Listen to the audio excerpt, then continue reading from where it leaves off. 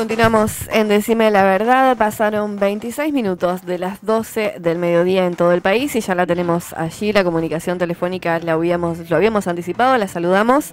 Ella es víctima del delito de trata de personas, activista además por los derechos de las mujeres. Hablamos de Alika Quinan. ¿Cómo estás, Alika? Buenos días. ¿Qué tal? Buenos días, ¿cómo andás? ¿Todo bien? ¿Vos? Bien. Bueno.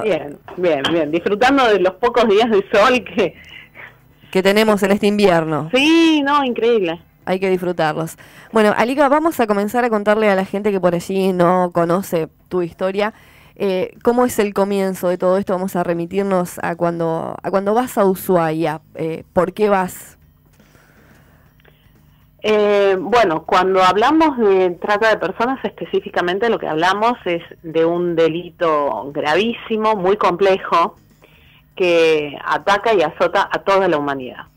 Con lo cual, cualquiera de nosotras puede ser víctima, ¿no?, de un delito como estos. A mí particularmente, lo que me sucedió en el año 95 fue que fui captada por unas redes de trata, estando yo en una situación de extrema pobreza. Yo soy cordobesa, soy nacida en Córdoba, y bueno, mis padres se separaron. Bueno, más allá de todo esto, que es como bastante morboso contarlo, no sé cuál es la introducción que hicieron ustedes, así que es como que no sé en qué terreno, ¿no?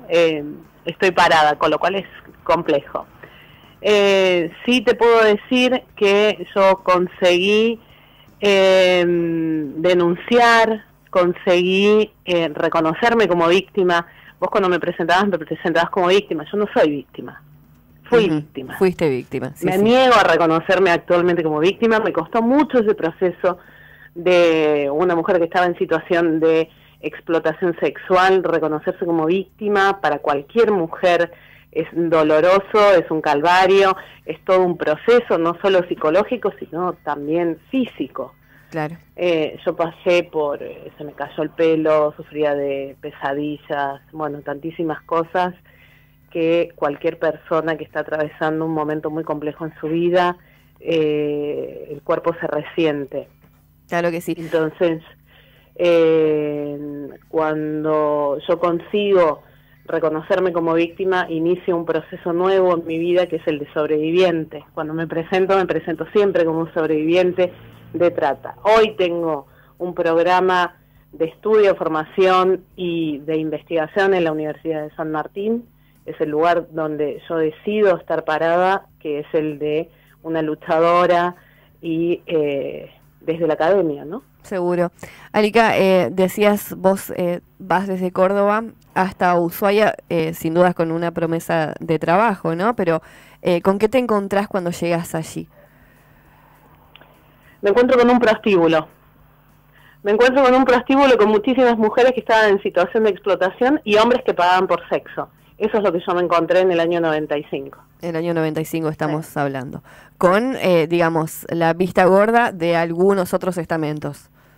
Sí, con complicidad policial, complicidad de un Estado municipal, complicidad del Estado provincial, de la negación por parte de la propia sociedad, ¿no?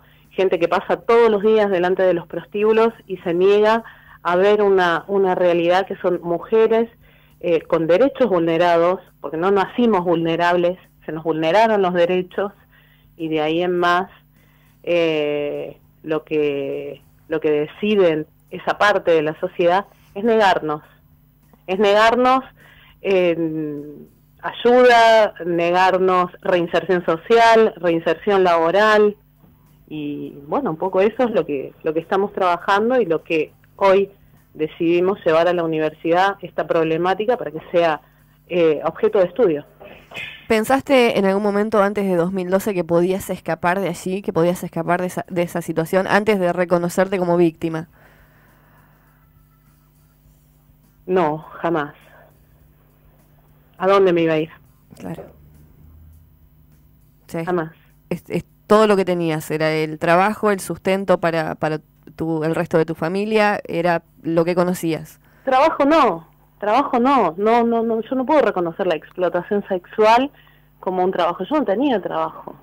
era todo lo que existía en mi vida y es la manera en que estaba todo acomodado por parte de la sociedad para que las mujeres no se quejen. No hay nada más patriarcal que la prostitución. Sí, Marcelo. Georgina, ¿cómo te va? Georgina, perdón, Alika. Alika. Justamente te iba a hacer una pregunta sobre Georgina Orellano. Marcelo Descalzo te habla, Alika. ¿Cómo te va, Marcelo? Todo bien. Quería consultarte, ya que estabas comentando esto, ¿cómo te resuena entonces cuando a través de AMAR, la Asociación de Meretrices Argentinas, lo toman como si fuera un trabajo? A ver, una agrupación de mujeres que tiene prostíbulos, que están denunciadas y fueron imputadas 4 veces por el delito de trata, ¿qué me pueden venir a explicar a mí? Cuando yo las denuncio, cuando yo denuncio lo que ellas hacen. Regentear los prostíbulos es un delito, y es un delito gravísimo. Promocionar la prostitución en nuestro país está tipificado como un delito muy grave. Es todo lo que yo denuncio y es todo lo que el mundo está denunciando. Que hoy se hayan filtrado o infiltrado en las filas del feminismo y que hayan tomado el mismo discurso que utilizamos las mujeres feministas para hablar de nuestro cuerpo, mi decisión en relación al aborto, que ellas lo quieran utilizar de una manera escabrosa para seguir sosteniendo los privilegios de los varones. A ver, ¿qué es la prostitución? Exactamente qué es la prostitución, si vamos a deconstruirla filosóficamente, ¿no? O materialmente, la podemos deconstruir materialmente. La prostitución netamente es la venta del cuerpo, la venta del sexo, ni siquiera de la sexualidad, es la venta del sexo. ¿Quiénes venden sexo? Las mujeres. ¿Quiénes compran sexo? Los varones. Estamos hablando, por supuesto, más del 80%, los consumidores varones son más del 95%. Entonces, exactamente ¿qué es lo que se sostiene? Se sostiene un privilegio machista. ¿Las feministas sostenemos privilegios machistas? No. ¿Perseguimos a las mujeres que están en situación de prostitución? No, bajo ningún concepto, de ninguna manera. Decidimos acompañarlas. A mí me acompañaron agrupaciones feministas. Me acompañaron de una manera muy sorora y muy solidaria, respetando mis procesos psicológicos y físicos, que era lo que mi cuerpo podía hacer en ese momento, lo que mi psiquis podía hacer en ese momento. Alika, ¿y cómo crees que se puede cortar con el círculo mujer sometida, hombre consumidor? Bueno, este es uno de los grandes desafíos de la sociedad en nuestro tiempo. Esto depende de la ruptura que podamos hacer en cuanto a los estereotipos de género. Los estereotipos de género que nos han hecho tantísimo daño, ¿no? A las mujeres, sobre todo, y también a los varones, pero sobre todo a las mujeres. Cuando se nos ha condenado a las mujeres a dar placer o a garantizar comodidades para los varones. ¿Realmente las mujeres estamos rompiendo con esas estructuras? Bueno, este es el desafío. A partir de ahora yo creo que hay muchísimo camino para desandar y volver a andar desde el feminismo. Alika, ¿por qué señalás que la prostitución es una de las formas de violencia más extremas que hay? Cuando hablamos de prostitución, hablamos de explotación sexual. Cuando hablamos de prostitución, hablamos de estereotipos de género, teniendo en cuenta que somos las mujeres o las individuas feminizadas quienes son las explotadas sexualmente. Hablamos de violencia económica, violencia sexual, violencia física, violencia psicológica. Es un cúmulo de violencias la prostitución, no dicho por mí, sino por las grandes académicas de la historia, ¿no? Creo que una pregunta, yo sé por dónde va y por qué haces vos esa pregunta, para que yo lo deje sentado y para que lo deje firme, pero en realidad cualquier académica que haya leído sabe exactamente lo que es la prostitución. Es el privilegio, es el primer privilegio que han tenido los varones, y es un cúmulo de violencias para las mujeres.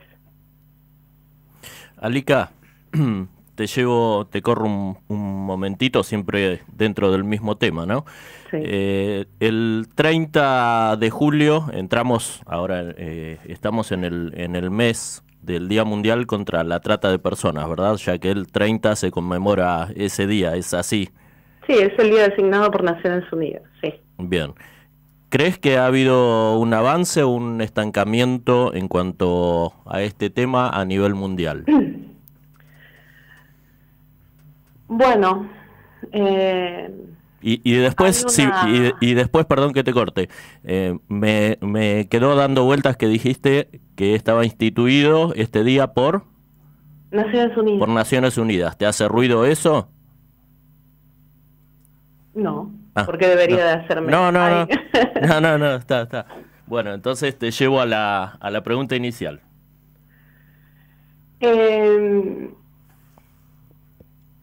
Mira, cuando hablamos, nosotros tenemos una ley de trata en nuestro país hace 11 años. En el año 2008 fue promulgada la primera ley de trata, donde no se tenía, en realidad sí que se tenía en cuenta la figura del consentimiento, luego se elimina la figura del consentimiento dado el fracaso en materia de la persecución del delito. Cuando se realizaban los allanamientos, las mujeres no se reconocían como víctimas, decían, no, si yo estoy acá porque quiero, teniendo que soportar todo lo que se soporta, ¿no? En una situación de esclavitud sexual. Netamente cuando hablamos de la prostitución.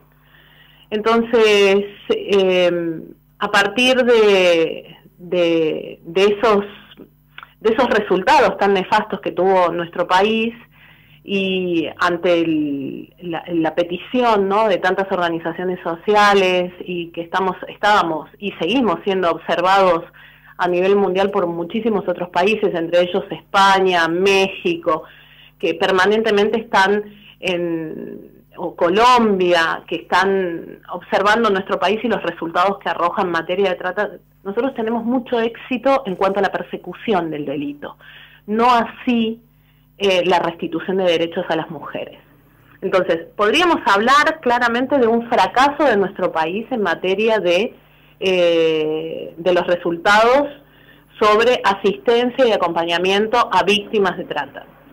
Germán Garabano, el ministro de Justicia y Derechos Humanos, mencionaba que se habían asistido a más de 14.000, hay un tuit de esto, o sea, bien, si lo buscan, lo pueden encontrar. Se brindó asistencia a más de 14.000 víctimas del delito de trata, tanto trata sexual como trata laboral, que esto también son varones explotados laboralmente en campos, talleres textiles. La trata de personas es muy amplia, no es solamente una sola finalidad. Lo que pasa es que sí, el número es el más grueso y los daños son los más graves, ¿no?, los que produce la trata sexual. Para mí, si nuestro país realmente estuviera comprometido con la lucha contra la trata, tendríamos unos resultados absolutamente maravillosos. Nuestro país ni siquiera sabe trabajar las estadísticas, no trabaja unas estadísticas como corresponde. Primero, que no tenemos 14.000 casos de víctimas que hayan sido asistidas. De hecho, hay un puñado de víctimas que han sido asistidas porque nuestro país ni siquiera dispone de las partidas presupuestarias acordes para acompañar a las víctimas, ni siquiera para asistirlas. Cuando hablamos de asistencia y acompañamiento a víctimas, estamos hablando de apoyo psicológico adecuado y profesionalizado para las víctimas de trata, estamos hablando de vivienda, inclusión social. Dentro de la inclusión social tenemos que estar hablando de la inclusión laboral y de qué manera se forma nuestra sociedad para poder, y esto está en el marco de la ESI, para poder reconocer las situaciones de trata y de explotación y cómo ingresan estas personas o se reinsertan estas personas, tanto mujeres, niñas, población LGTBIQ, y ahí me quedo, y los varones que han sido explotados a nuestra sociedad y cómo los recibimos nosotras y nosotros, ¿no? Dime. Alica, no, te quería consultar porque en varias entrevistas vos mencionás que el abolicionismo no es lo mismo que el prohibicionismo. ¿Cuál sería la diferencia entre ambos? El prohibicionismo habla de prohibir la prostitución y el abolicionismo no prohíbe bajo ningún concepto la prostitución. Sí, no la tolera, teniendo en cuenta el grave daño que produce a las mujeres y a las niñas. Nosotros yo soy abolicionista, mi mirada es abolicionista, yo por supuesto repudio a quienes pagan y demandan sexo, porque me parece que es lo más terrible que puede hacer un varón, o a quienes esclavizan a trabajadores en el campo, a quienes buscan comprar órganos. Eso es el abolicionismo. Tenemos una gran parte de Estados Unidos, por ejemplo, y otros países que sí persiguen, por ejemplo, Nueva Zelanda persigue a las mujeres que están en situación de prostitución. Nuestro país, más allá de la corrupción, y esto pido que seamos claros cuando estamos hablando de prohibicionismo o abolicionismo en nuestro país. Una cosa son las prácticas y otra cosa es lo que está institucionalizado a partir de nuestra Constitución.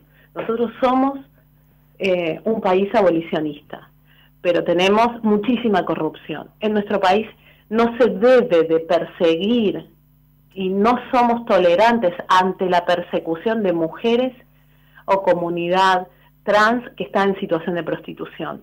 Creemos en que se les deben dar y facilitar todos los medios para que salgan de la situación de prostitución o de explotación sexual. ¿Se entiende? Sí, sí. Esa es la diferencia entre el abolicionismo y el prohibicionismo. ¿Sabes lo que es el regulacionismo? Que esta es una de las terceras líneas. Regular la prostitución para que los proxenetas no sean considerados proxenetas y sí empresarios. Eso es regular la prostitución. Ahí se acabarían todos los juicios por trata de personas porque nos podrían explotar sexualmente y no tendríamos lugar a queja. Es lo que está pasando en Holanda, lo que está pasando en Alemania. Cuando se hablan de los resultados en cuanto a la persecución del delito de trata, claro, han bajado muchísimo. ¿Por qué? Porque no hay marco jurídico para poder denunciar a los proxenetas, porque ya no son más proxenetas, son empresarios exitosos. Hablando de juicios, ¿cómo viviste vos el juicio contra justamente tus proxenetas y contra el Estado allí por 2016, Alica? Muy mal. Yo lo viví muy mal. A mí me amenazaron, me tuvieron que sacar de la provincia de Tierra del Fuego. Amenazaron a mis hijos. Me amenazaron a mí. Llegaron amenazas de afuera, mi propia hermana, mi expareja. Es toda como operan las mafias. Y con respecto a la condena, ¿crees que fue justa?